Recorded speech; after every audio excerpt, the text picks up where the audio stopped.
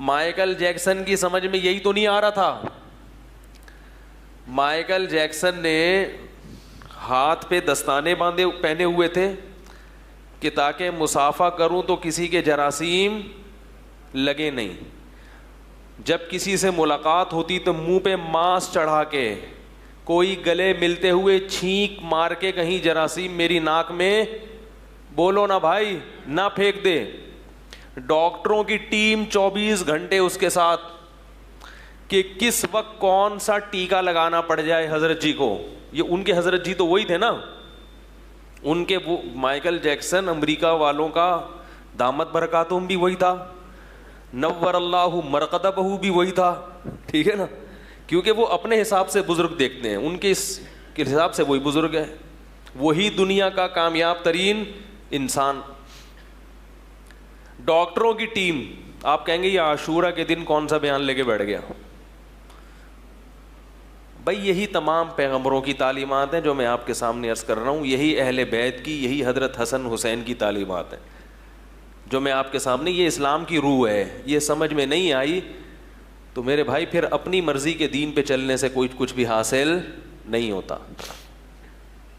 تو Michael Jackson کے ساتھ ڈاکٹروں کی ٹیم, اور ایک عجیب بات آپ کو بتاؤں, مائیکل جیکسن اربوں روپے اس نے کمائے تو اس میں سے چند لوگوں کو وہ بہت پیسے دیا کرتا تھا صرف اس بات کے کہ میرے جسم کا کوئی آرگن اگر خراب ہو گیا تو آپ کو دینا پڑے گا.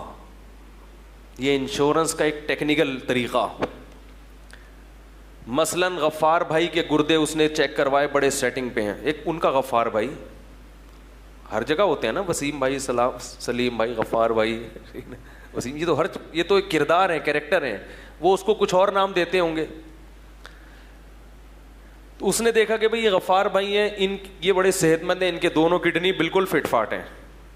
تو مائیکل جیکسن نے اپنے غفار بھائی سے یہ ایگریمنٹ کیا کہ اگر مجھے کبھی, یعنی اپنے رشتہ داروں میں نا جس کے گردے میچ بھی کر رہے ہوں, وہ تو ڈاکٹر دیکھتے ہیں نا کہ بھئی یہ میچنگ کے بھی ہیں, تو اس کو خرید لیا کہ میں آپ کو ہر مہینے اتنے $, دوں گا. اگر میرے گردے ناکارہ نہیں ہوئے تو یہ آپ کو غریبی میں یہ بچت ہو گئی, اور اگر ناکارہ ہو گئے تو ایک کڈنی آپ کو اپنا مجھے دینا پڑے گا. اتنی فکر کوئی زندہ رہنے کی کرتا ہے؟ بولو بھائی.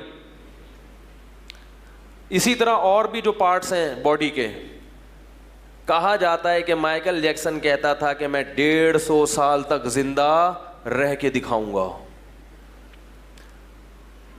کیونکہ ظاہر ہے جب بھی کوئی بیماری آتی ہے تو ہم تو ہسپتال, اکثر ہم اس لیے مرتے ہیں کہ ہسپتال پہنچنے میں دیر ہو جاتی ہے, ٹریفک جیم ہو گیا, کوئی جلوس آ رہا ہے راستے سے, لبیک یا رسول اللہ والے یہاں سے ٹرن مارتے ہوئے جا رہے تھے تو ادھر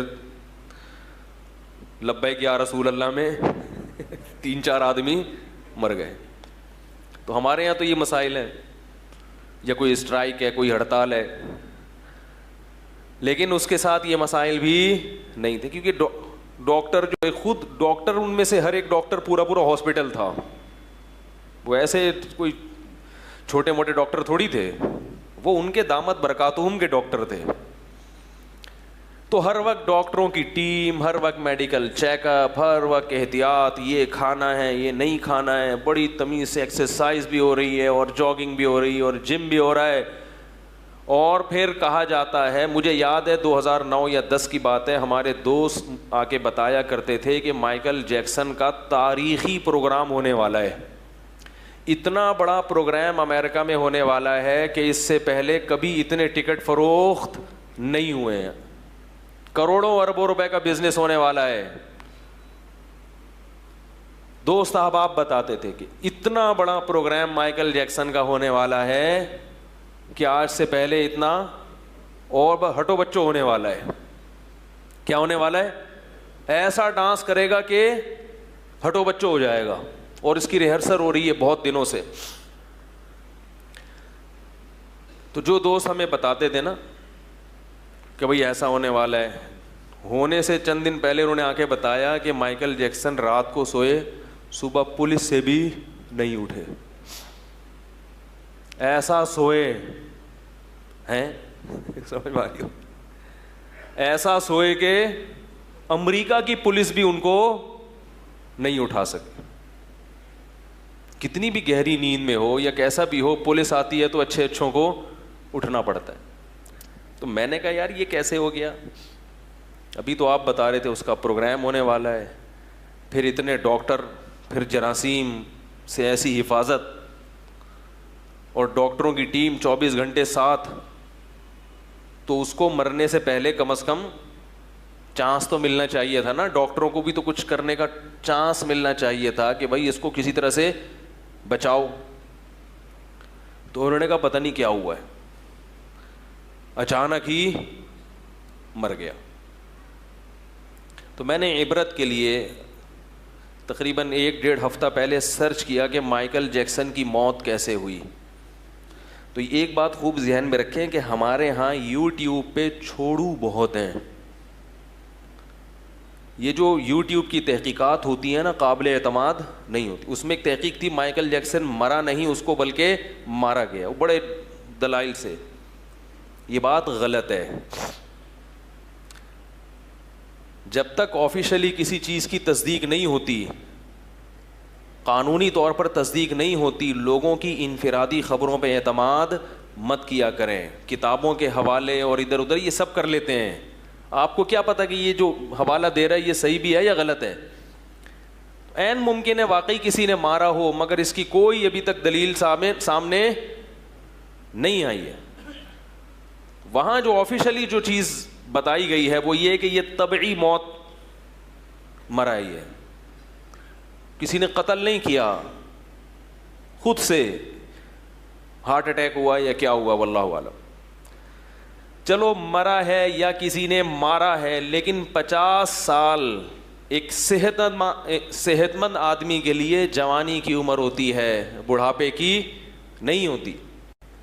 اللہ نے عبرت کا نشان بنا دیا, عبرت کا نشان, کہ مائیکل جیکسن یہ دنیا مسافر خانہ ہے, تمہارے باپ کی جاگیر بولو بھائی نہیں ہے. کاش کاش کاش وہ تو چلا گیا, کاش انسانوں کو عبرت حاصل ہو. ہماری عبرت کی آنکھیں اندھی ہو گئی ہیں. میں اپنے لیے بھی کہتا ہوں, میں کسی اور کو ملامت نہیں کر رہا. میں یہ جتنی باتیں یہاں ممبر پہ بیٹھ کے کرتا ہوں, سب سے پہلے اپنے آپ کو خطاب کر رہا ہوں.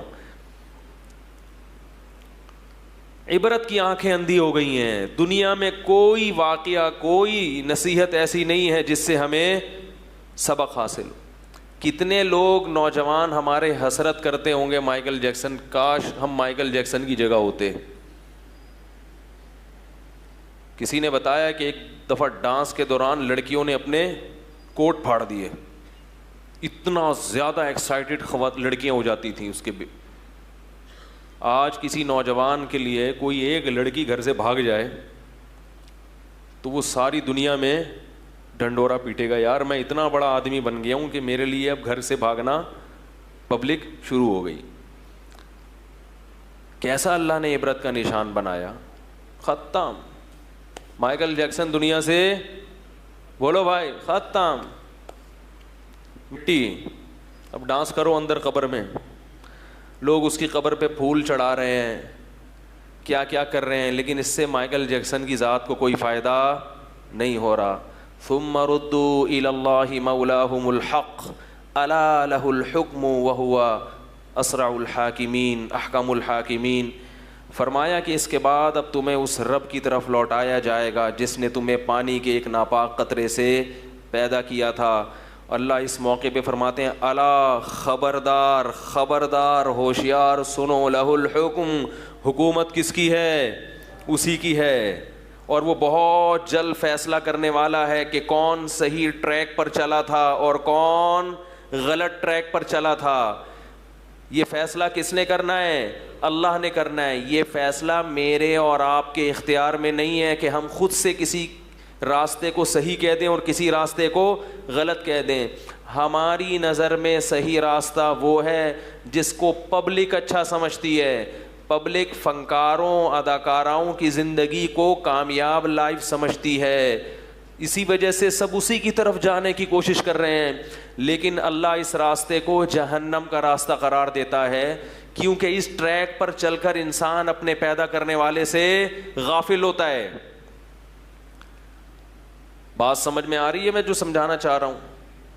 یہ وہ ٹریک ہے جس پہ چل کے انسان کس سے غافل ہوتا ہے؟ ناچنے والے، ڈانس کرنے والے، گانے والے، یہ اللہ سے سب سے زیادہ دور ہوتے ہیں۔ حتیٰ کہ جو قوالیاں پڑھنے والے ہیں نا، وہ بھی اللہ سے دور ہوتے ہیں۔ موسیقی آپ کو اللہ سے دور کرتی، اللہ کے قریب نہیں کرتی۔